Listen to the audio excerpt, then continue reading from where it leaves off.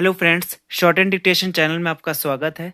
दोस्तों, आज की इस वीडियो में हम शॉर्ट एंड में लिखे गए पैसेज को इंग्लिश में ट्रांसक्राइब करेंगे और इसी के साथ जानेंगे शॉर्ट एंड ट्रांसक्रिप्शन में होने वाली कॉमन मिस्टेक्स के बारे में, जो आपको जाननी बहुत ज़रूरी है।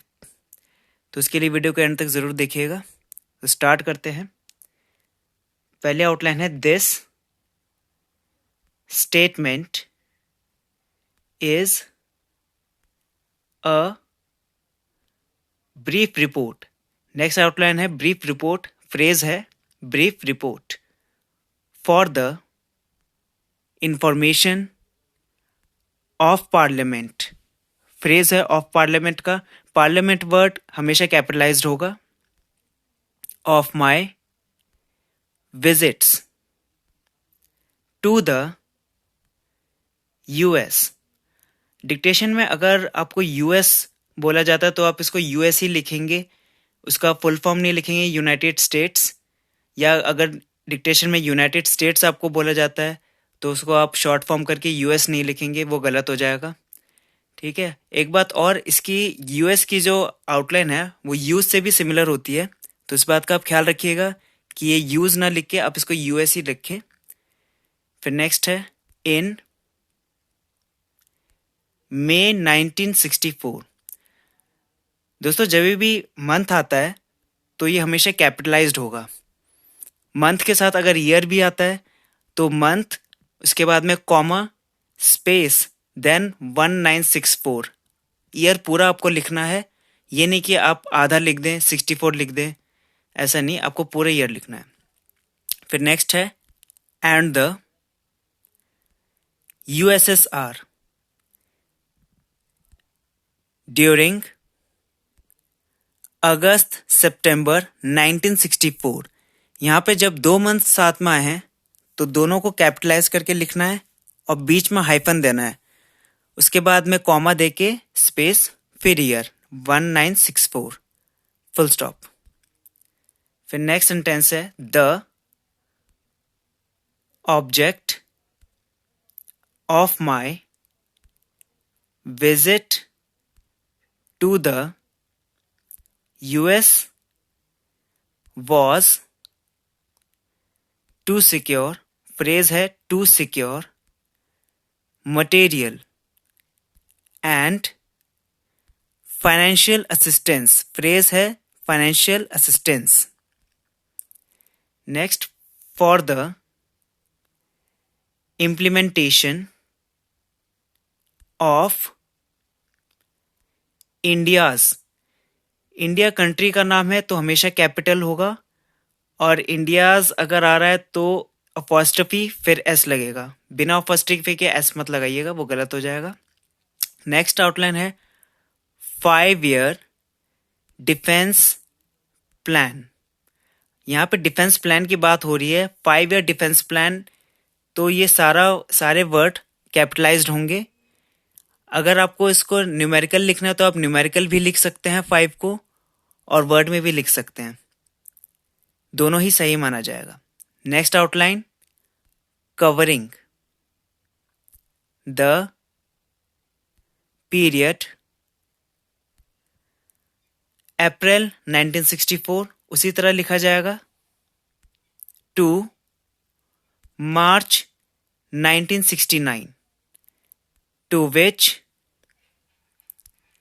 I had made। फ्रेज है I had made a reference during the debate on the demands for grants। demand for grants capitalized होगा, of the defense ministry।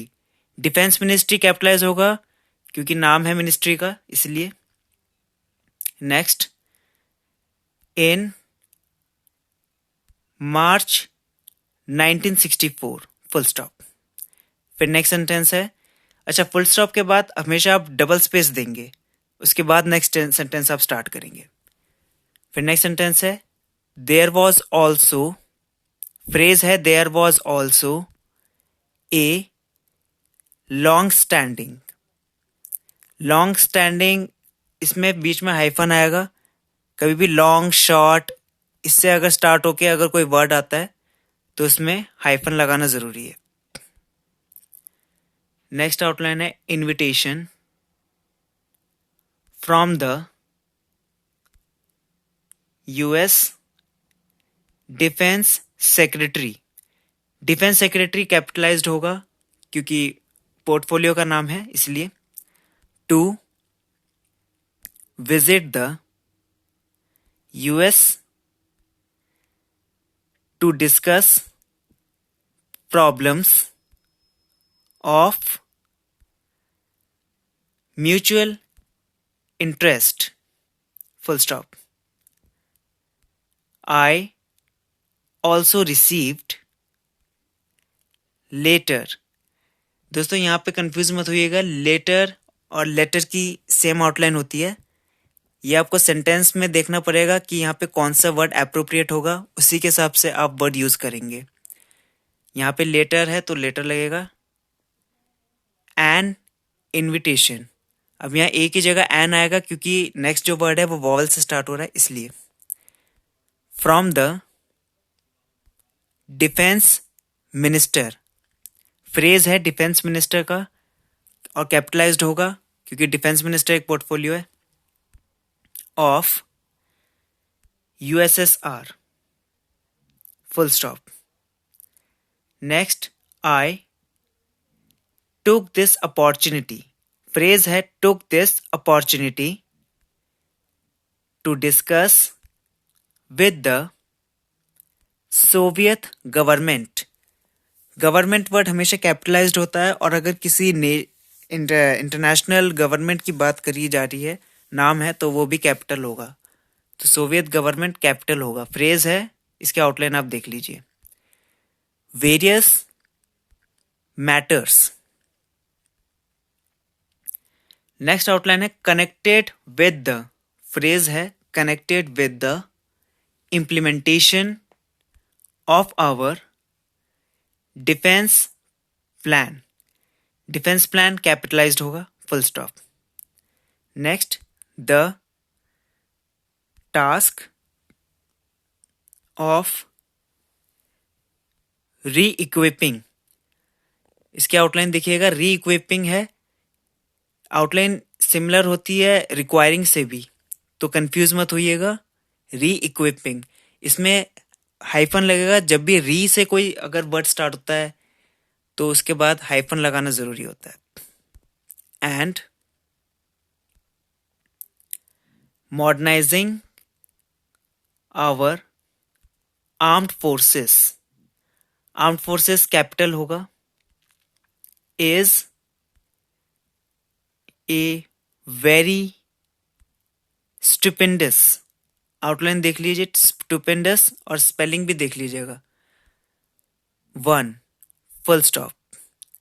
In order to, phrase है in order to ensure systematic development of our defence potential in the light of the, phrase है in the light of the threat facing the country earlier this year,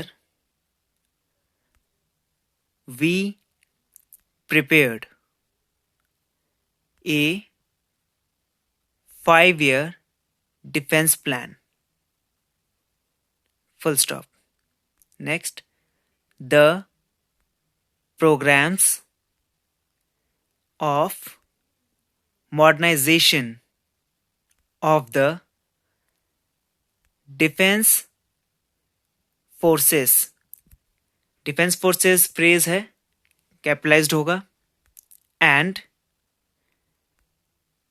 improvement of facilities for logistic support of the, phrase है support of the armed forces armed forces capitalised होगा. Would call for additional outlays. यहाँ पे outline है आउटलेस की. Deal से इसको मत वो कीजिएगा, क्योंकि डील्स की भी सेम आउटलाइन बनती है. अगर आपको कन्फ्यूजन लगती है तो आप इसमें डिप्थोंग के यूज कर सकते हैं. On defence full stop. The increase in terms. Phrase है in terms of internal resources. Internal resources phrase है. Will be of the order. Phrase है of the order of about 10 to 12%.